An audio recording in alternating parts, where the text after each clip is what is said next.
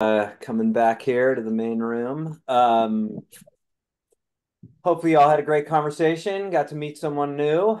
Um, and this is the time where if you're new to the call, or maybe you haven't been here in a while, or maybe you have a new role with a new company or something new going on, you could raise your hand. We'll call on you. You can take about 30 seconds to say who you are, where you're from, and then, like I said earlier, drop your information in the chat and we'll share it out later. I know there's one new person here, Paula, who we met Yes. yesterday, so I'm going to call on her first. Okay, super. Thank you. Hi, everybody. My name is Paula. I'm from Switzerland. And together with my co-founder, Claire, I don't know if she's today here, but we have built a freelance platform that is focusing on high quality freelance roles and basically building that bridge between freelancers and. Sorry, I'm going to put some folks on mute here. Apologies, Paula. Yeah, Paula. Oh, put me as well on mute. Yeah, so that's us from Switzerland. Welcome. Melissa, not new, but something new on your mind. Not new. Thank you. I just wanted to, I have something new to announce, which is I just published a book. My first book. It's called Grow Your Consulting Business, and it's geared toward independent consultants and freelancers, helping them to create a business that's predictable and sustainable, using a 14-step roadmap that I share. So I wanted to share that out in case anyone would like to give a free copy to their audiences. I can give you the link to that. Awesome, Melissa. That's so exciting. Thanks for sharing. Sujith. So not 12 steps, huh? It was all on our minds, but anyway. Hey, congratulations, Melissa. Hi, my name is Sujit. I've been actually missing for a while from these meetings. It's a little late for me, but I wanted to actually attend the UST session today, definitely. So I thought I would actually come and join it. Good to see you again. Thanks for coming. MK. Hello, you guys hear me? We can. All right.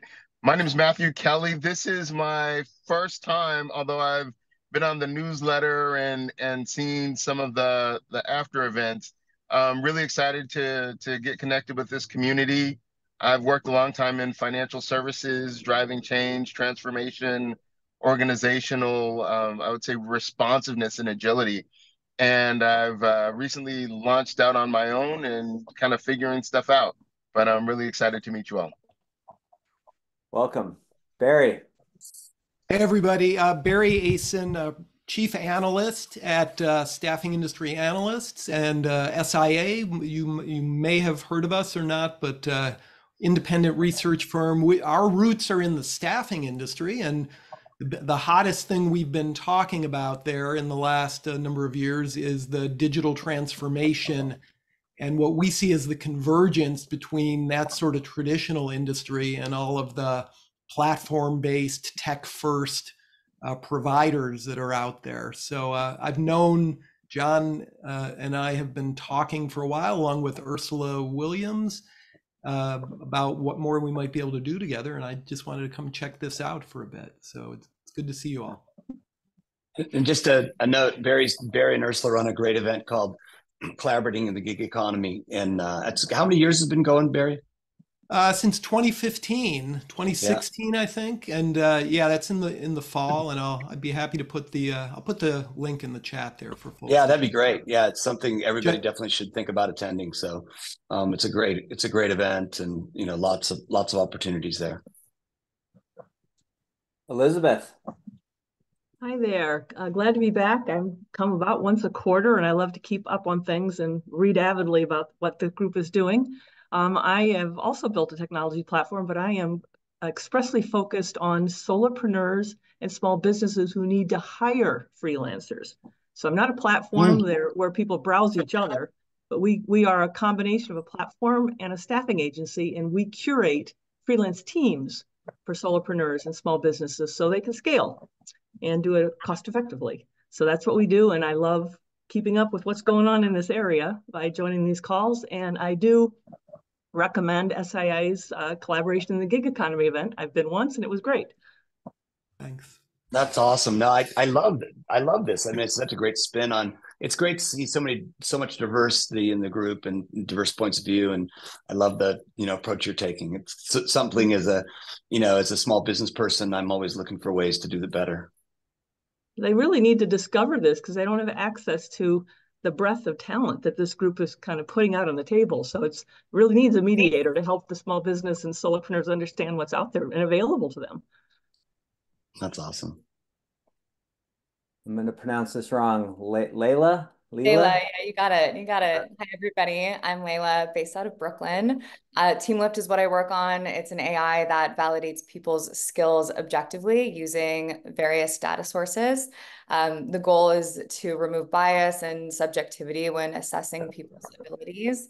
So we help staffing agencies, talent marketplaces, large enterprises optimize the way they allocate talent.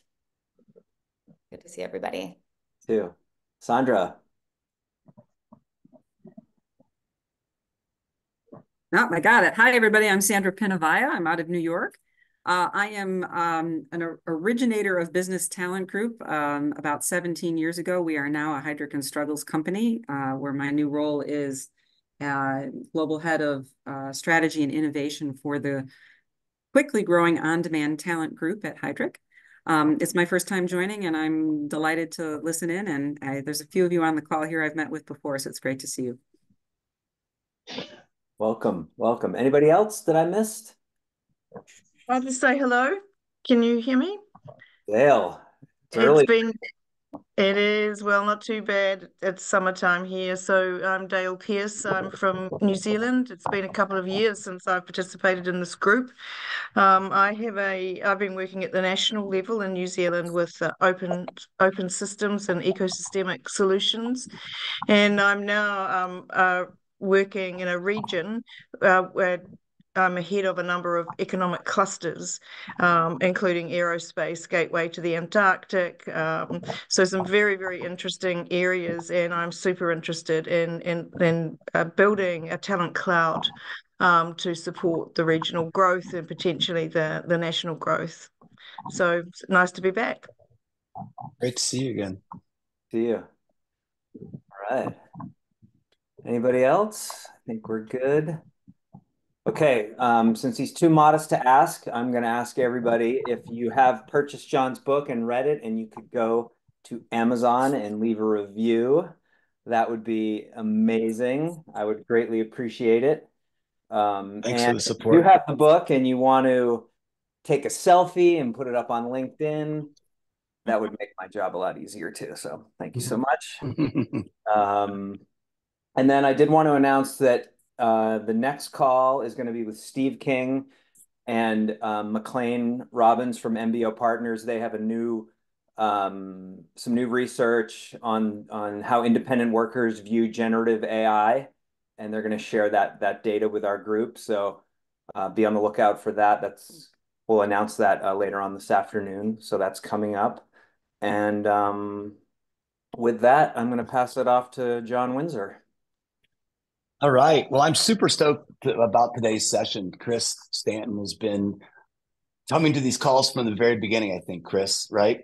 You've been, participating in this group and kind of doing great work at Harvard on, analyzing this marketplace. And so, he's done a superb job of doing a case study on UST. And I think Akil's here. Maybe is Vinod here as well? I'm not sure if you made the call, but I know Akil's on the call. But it's just a fabulous case study, and I think a real positive indication of all the great work that UST is doing on a strategic level and Chris really did a great job of documenting that. So Chris is going to kind of walk us through the case study and share some of his findings. But thanks for being here, Chris. And you're great. You know, just done such a great job of documenting this marketplace and the growth and you know, both the ups and the downs. And it's really important. To kind of helps us understand where things are and where things are going. So take it away. Okay. Thanks, John. And I don't know if the case was circulated, but John has the opening quote in the case. So I shouldn't say that I really did anything. I just talked to people and kind of wrote things down rather than anything that's more dramatic. Let me maybe just give a little bit of background. This case is going to be taught in my class at Harvard Business School, which is called Managing the Future of Work, and a module that discusses changing work arrangements and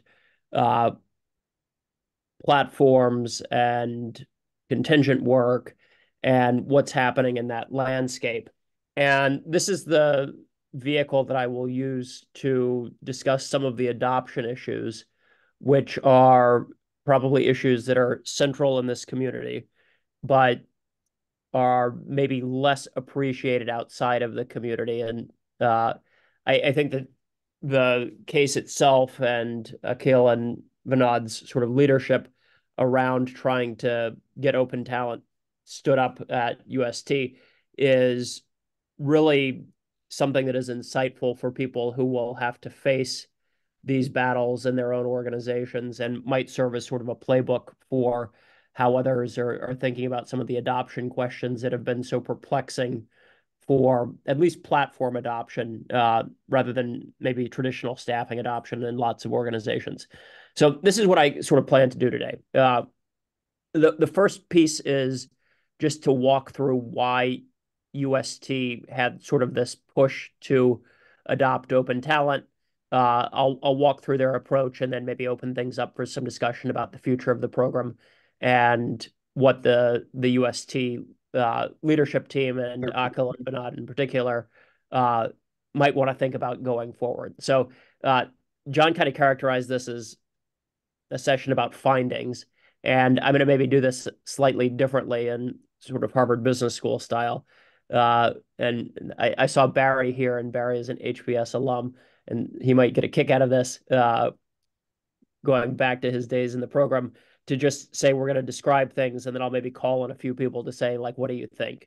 And I have some wrap-up thoughts, but this is going to be more open-ended. So I'll talk maybe for 10 or 15 minutes describing the case, and then turn it over to the rest of us to maybe generate some collective wisdom, which is, I think, consistent with the way that this community operates and what we all sort of think of as the wisdom of the crowd.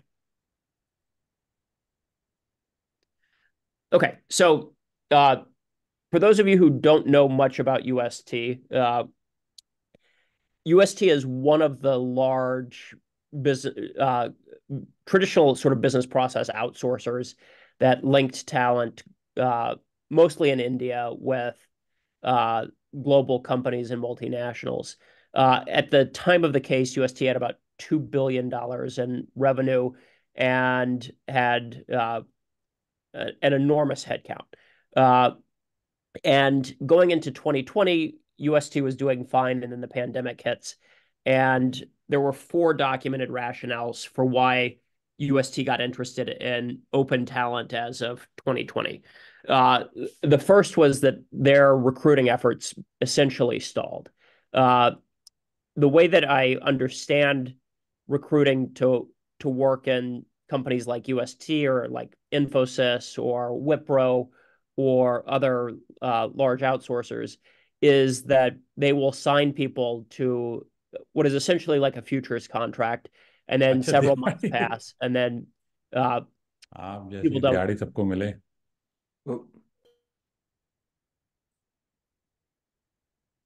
Come on, yeah. You win. Brandon, I think you muted me. Yeah, I got it now. Sorry about that. No worries.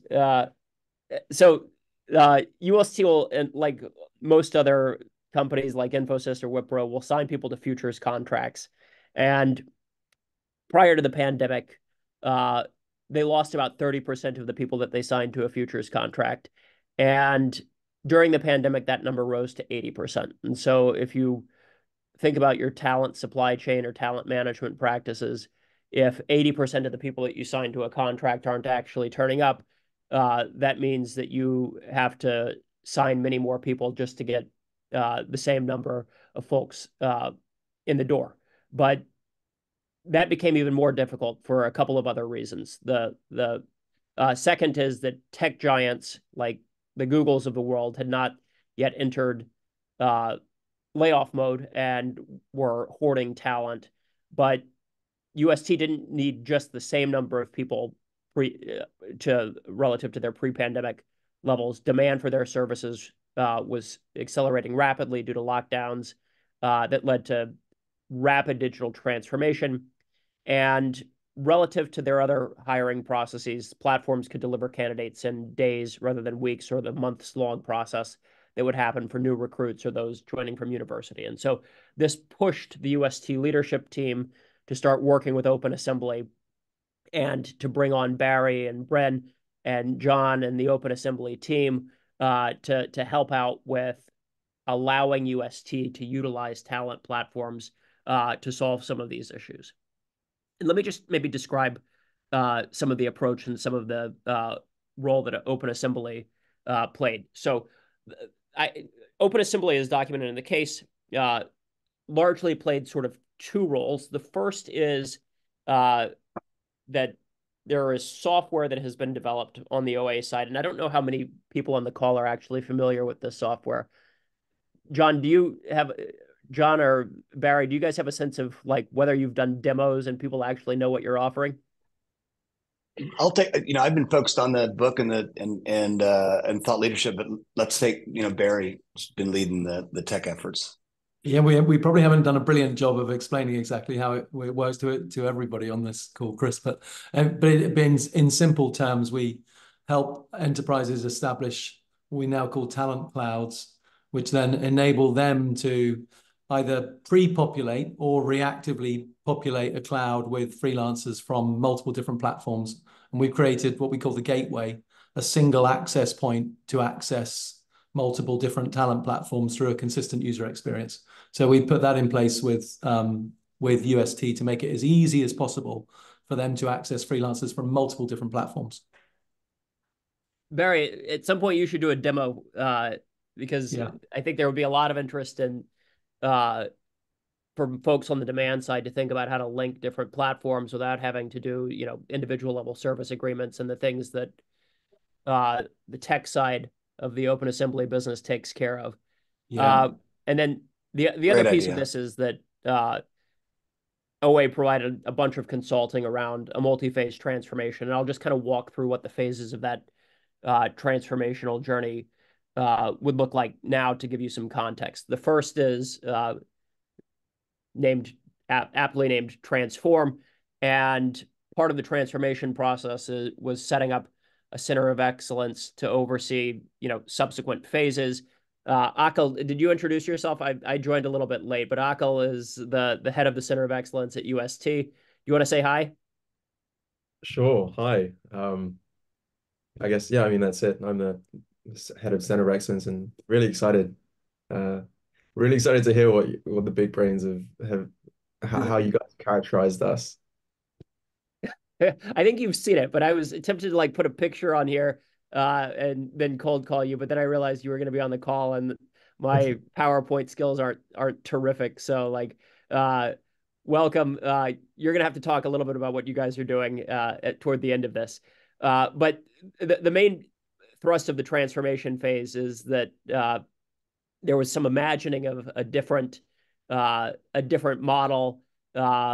There was some whiteboarding, figuring out how things would look, and then setting some leadership standards along with the Center of Excellence to make things happen.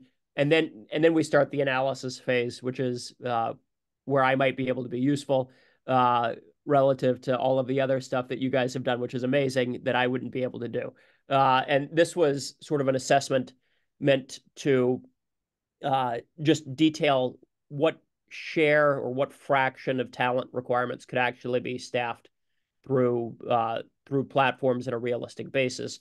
And UST and the OA team kind of determined jointly that 10+% of new talent demands on client-facing projects could be satisfied with an open talent model. And so if you sort of think about this, the UST headcount is enormous. 10% of new talent demands is going to mean several thousand hires in steady state over time, but new talent demands mean that you have to start staffing new projects, but other projects are ongoing. And so this is going to be at least a few hundred people per year if you sort of hit that 10% target.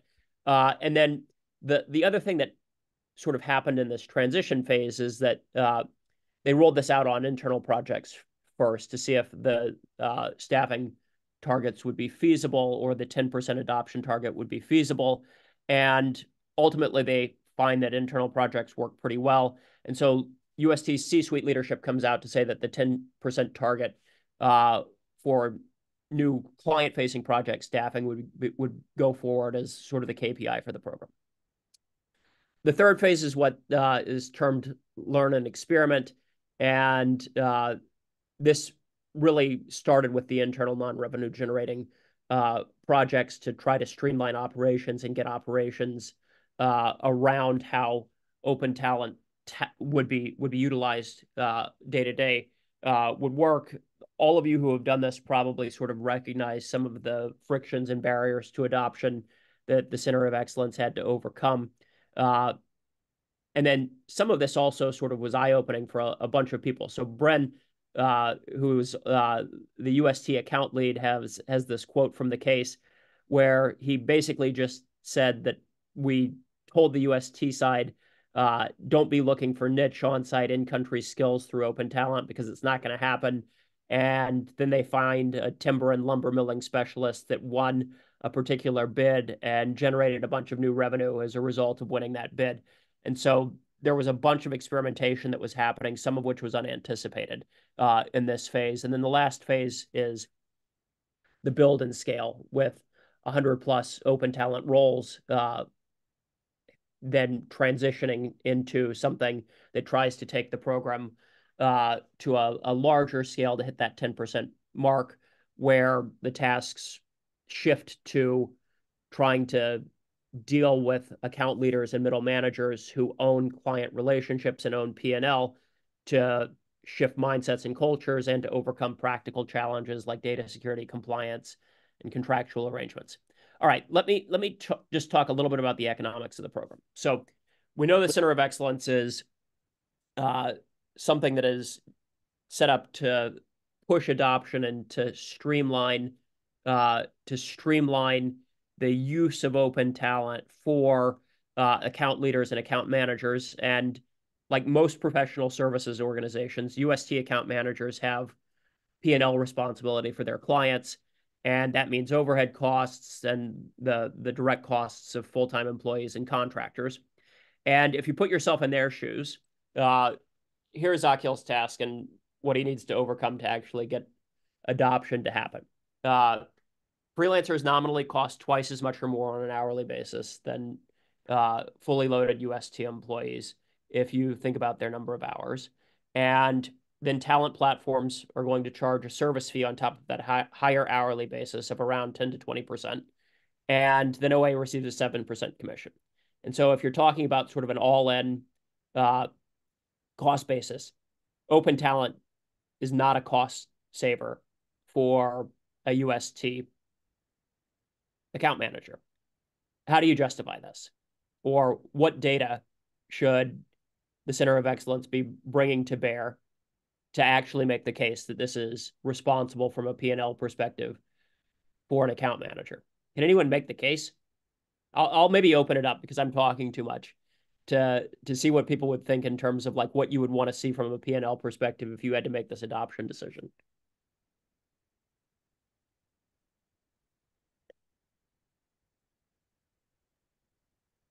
I have a question, actually. I want to make sure that I understand your definition of what costing twice as much means, because in an enterprise setting, you'd have to budget for salary plus benefits, all the overhead, right? Plus a bonus structure potentially, and maybe even equity. So if you bake in all of the things that you're paying to a full-time employee and then reducing that to an hourly rate, is open talent really more expensive than an FTE?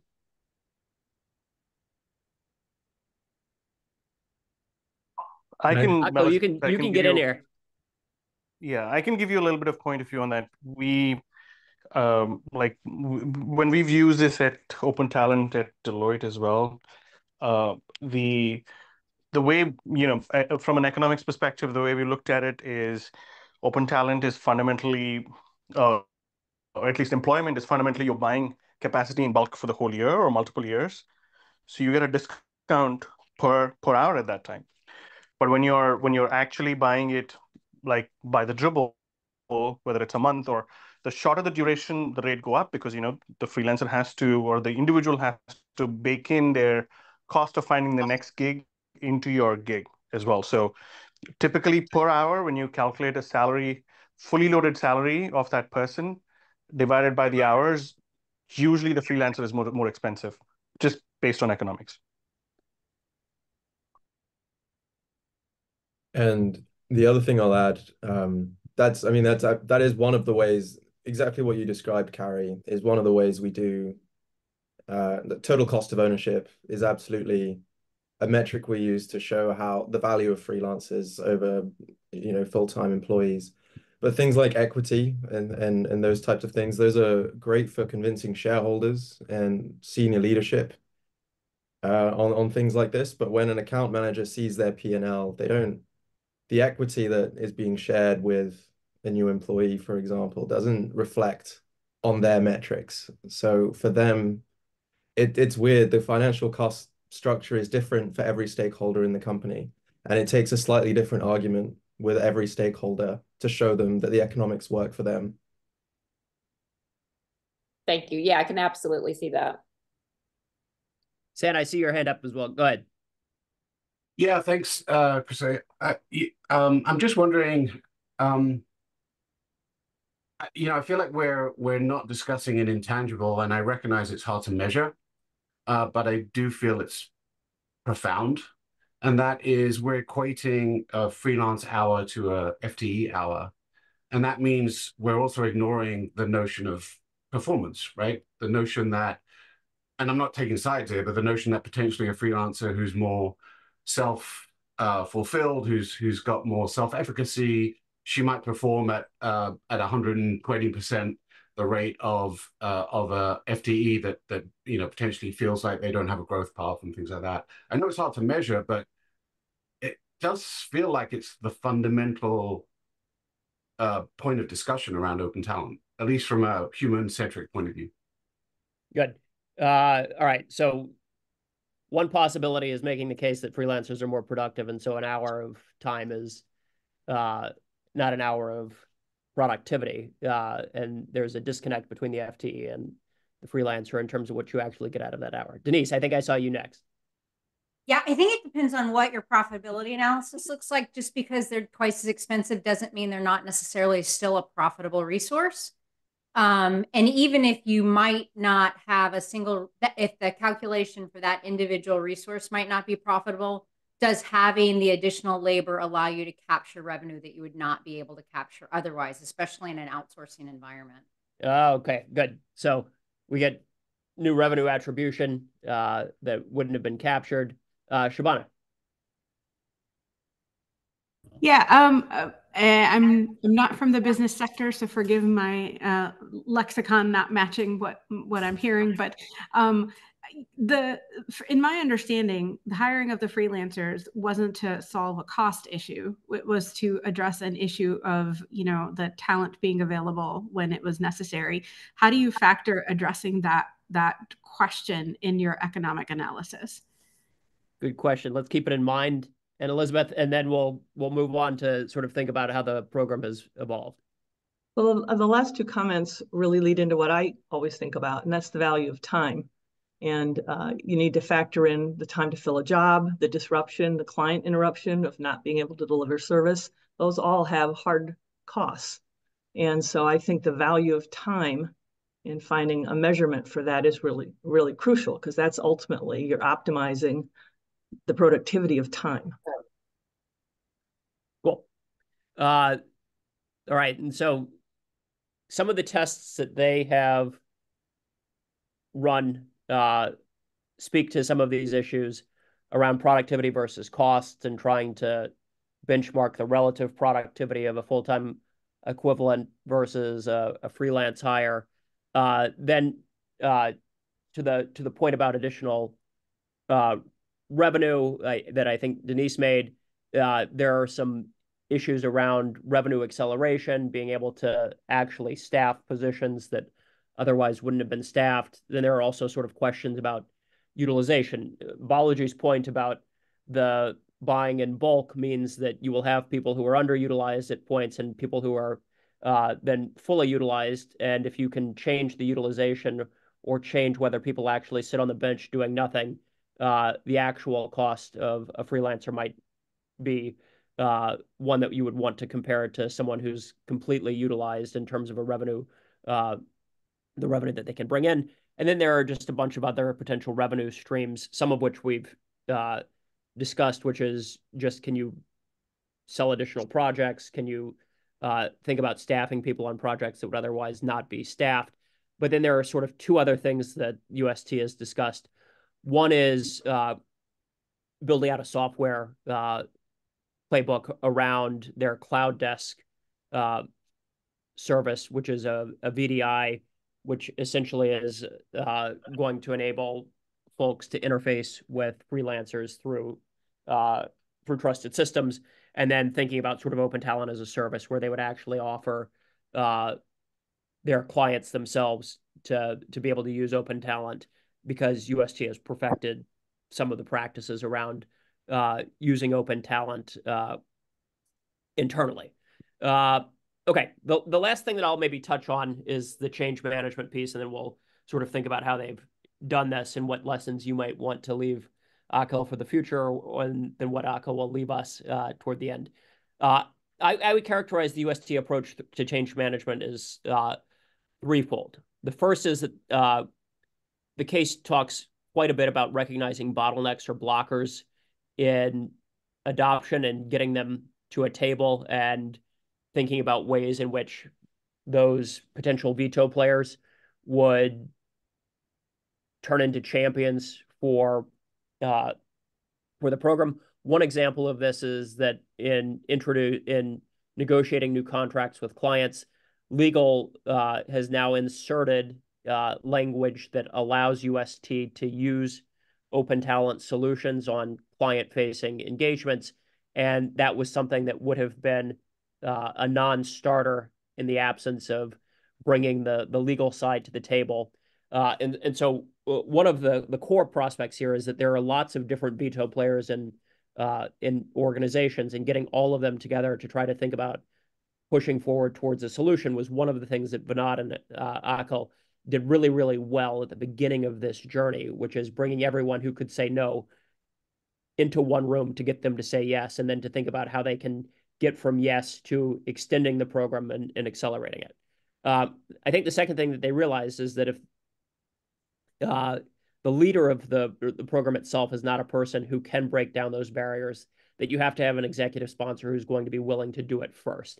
And one question is sort of the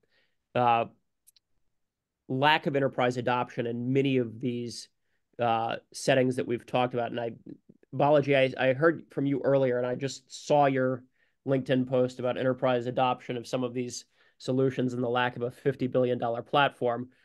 Part of this is, one question is the lack of enterprise adoption due to an inappropriate level of executive buy-in around some of these solutions, and whether sort of going into the C-suite to push executive buy-in is something that will move from having open talent through platforms as something that is on the periphery of enterprises to something that is more central. And then I think the last thing that they did really well here on the change management piece is running experiments to try to convince skeptics. And so they used three sort of approaches here. First is they duplicated work to establish benchmarks. There were lots of questions about what the right benchmark is, and now that they've done the duplicated work, you can kind of think about whether the right benchmark is an increase in productivity, equal productivity, or maybe a slight decline in productivity. And the answer to that question is going to tell you whether on an hourly rate basis, like you can justify hiring a freelancer or not if there's an internal talent hire available, or if there's no one available, then if it's just incremental revenue, it gives you a different decision point. The second and third things they did were to first focus on internal projects where it wasn't customer facing, and then to focus on new work where the downside risk to existing client facing projects was relatively limited.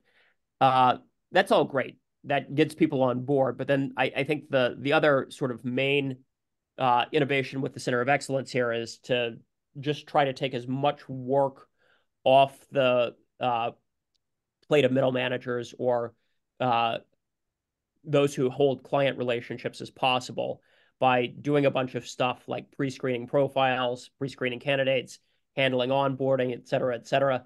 I sort of realized when putting this together that embedded eyes in these fonts didn't come around. So if you see like integrations here with a square, that's actually an eye, or providing oversight. But you can just sort of see that Akhil's team on the Center of Excellence is doing a lot of the end-to-end hand-holding for different stakeholders in this environment, rather than assuming that they will build something and that other people or other stakeholders will kind of come to the table. All right. The last piece of this is fast forward to May 2023. Open talent is filling about 2% of new roles relative to the 10% target. What should Vinod and Akhil do? Balaji. I mean, if you go back to the slide on 12, Chris. Yeah. I think, we can talk about executive sponsorship and multiple other issues that are, that create problems in this industry. Like, there shouldn't be a client that has to do so much work in the middle for you to adopt something. Like, it is the platforms at the bottom have to take on those roles in some way and reduce that pain on the organization so that the leadership can say, there is a really dynamic solution that is the friction of adopting it is lower than the benefit that is delivering it. And that equation is not clear. And as you said, look at, that is the biggest box there, that COE. The reason that companies need to build out a Deloitte Pixel or an UST COE points to the problem of why there isn't no $50 billion company. And if there is, this shouldn't exist anymore. And then client teams should directly work with marketplaces and get that access. That box is, companies like UST need to do it because the market is not facilitating that, doesn't do that bit.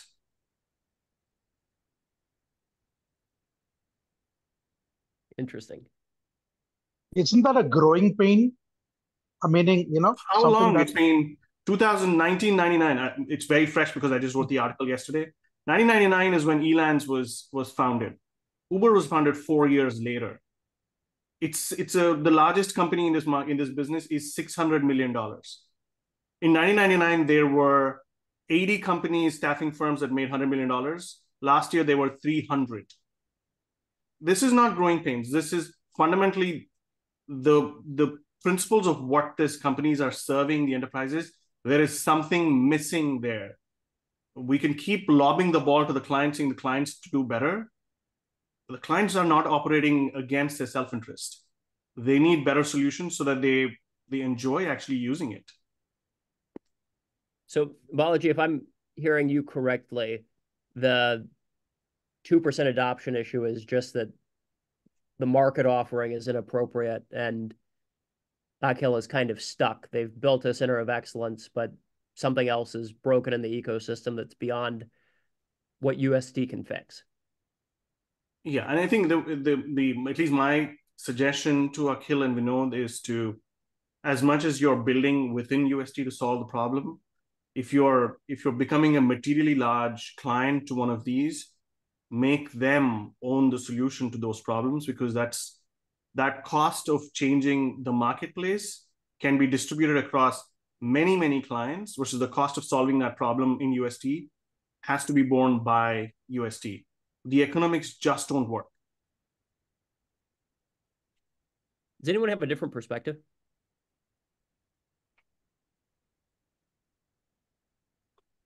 Who's going to challenge Balaji? One thing I will add is that the way OpenAssembly have been pushing their role in our ecosystem, it very much does take a lot of the burden off of UST. So before, we used to have individual service agreements with marketplaces for all our indemnities, insurance requirements, and whatnot. And OpenAssembly's gateway model has proven to be quite a big game changer for us and simplified a lot of what was in that box. And I think now, actually, if we were to redraw that diagram, a lot of that box would be in OpenAssembly's court rather than UST's. So I kind of have to agree. The success we've seen is almost directly because of the suggestion you just made, and hopefully 2024 will reflect that. Thanks, Akil. I think the other thing I would say is that we are now since this, Chris, we're pre-populating profiles into a talent cloud so that the latency UST have is as little as 5 days. So they can basically say, well, I now need those 4 data scientists in Algeria, Akil. And they're pre-populated in the talent cloud, and they can actually be from different sources. It could be from platforms, it could be from an agency, it could be direct, but then we've boarded them, if you like, so that they're ready to go in 5 days, and then they're always kept in the talent cloud. So it's becoming even better, I would say, than it was previously. But yeah, there's a lot of heavy lifting that needs to be done. Balaji's absolutely right, and not many organizations invest like UST have in setting up the center of excellence, all the processes, all the infrastructure, everything behind it. It's taken us 4 years to get to where we are now. So it's a big investment from a company like UST.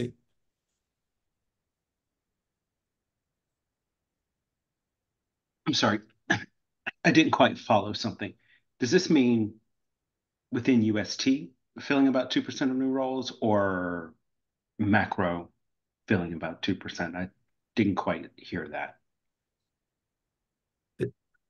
Yeah, this is within UST. Robert, it's 2% of the goal to hire 10% using 10% of open talent using open talent, right? That's right. Yeah. Robert, can you go back to 12 again? Yeah.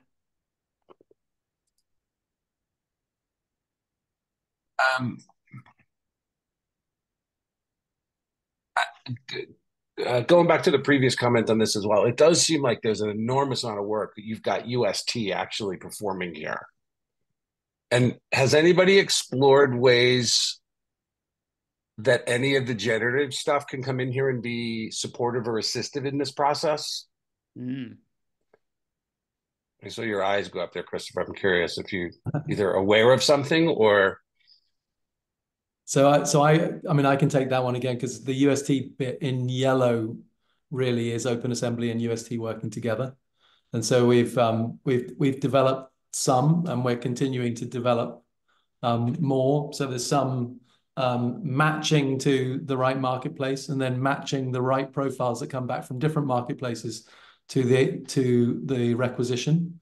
We're using some Gen AI, but there's lots more to do. There is still a lot of human in the loop here.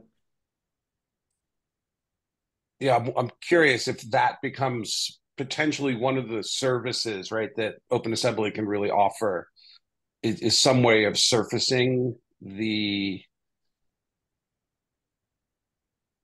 connected tissue. I think is one piece, but the question really, I think, comes back around to the skills and all the matching and other components that are so critical in making a good hire. Yeah. Yeah, exactly. And I think, I mean, that's certainly part of what we would like to do in the future. Here, the volumes have still been so, reasonably manageable that you can surface profiles back to the hiring manager, walk through them, they interview them. It's, that middle bit still acts a bit more like an agency than anything else. The volumes are getting higher now, and we need to be more automated. But so far, it's been the more the agency model than the automated model. We've oh, sorry. Go ahead. No, please go ahead. We've interviewed a bunch of corporations on that specific topic, and everybody talks about matching, filtering, searching, and generative AI is going to be a huge help on that. There's a lot of pilots going on, and the suppliers are all working on that. So I do think that's a hot field that will show quite a bit of progress, certainly over the next 6 months or so. But I'm not sure it gets at any of it gets at sort of the day-to-day issues that enterprise face in terms of automating some of those tasks.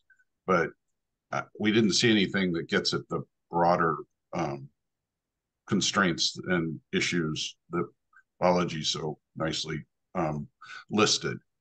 So what we've seen so far is more tactical, but certainly eventually I think it could get more strategic. But the cultural shifts continue to be, in our opinion, the big issue. So.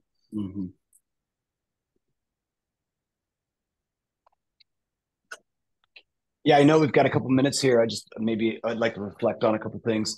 One is that, I totally agree with you, Steve. I think that's, what we've seen in the conversations that, Barry and I've been having in the market. It's, UST leadership's done an amazing job of seeing future and being willing to make the investment to do this. But I think, so many other conversations Barry and I've had is like great conversations, C-level excitement, and it just gets bogged down in the middle somewhere. And I think a lot of it has to do, if you read a great book, it's the Corporate Explorers book, the newer book from Mike Tushman. And, obviously Mike, highlights Balaji's work at Deloitte really elegantly. But I think that's been a constant in our market. And I think, as I mentioned on LinkedIn today, I think that's just the innovator's dilemma, right? You've got a company that needs to exploit its current business model and keep those processes going. And certainly the talent industrial complex has lots of processes and bureaucracy around that. And this is a whole new way of doing things. And it takes a while to make that transition. So I totally agree with Balaji. I think that making it as simple as possible for organizations to adopt this stuff is the future, and something that's incumbent on our industry to really work together to make sure that happens. But I know we're out of time, and I really appreciate it. Sorry we didn't get to as many questions as we wanted to. Chris, so grateful for you to bring us, this process and teach the case study. I think a lot of people would be interested in it. So maybe let's make sure, as a last thing there, Brandon, we just get a link to the case study so everybody can grab it and read it. It's really, really worthwhile, and certainly something to put in your back pocket as you're trying to explore these issues. But I think this is a topic that we should continue to explore. So let's make sure that we take some time in the next meeting to really dive in here. But thanks everybody for coming. Love you guys so much, and just really appreciative. And Chris, really a great call out, shout out for you. Really appreciate it. And Akil, really great to see you, and really proud of all the great work that you and Vinod are doing inside UST. It's a tough battle to change big organizations, as I've experienced in the past myself. So look forward to seeing everybody in a couple of weeks. And Chris, I'm looking forward to seeing you in Boston. As you teach this to your students, and we'll be there to support you. Yeah, you're here in what, 2 weeks? Yeah, exactly. Cool.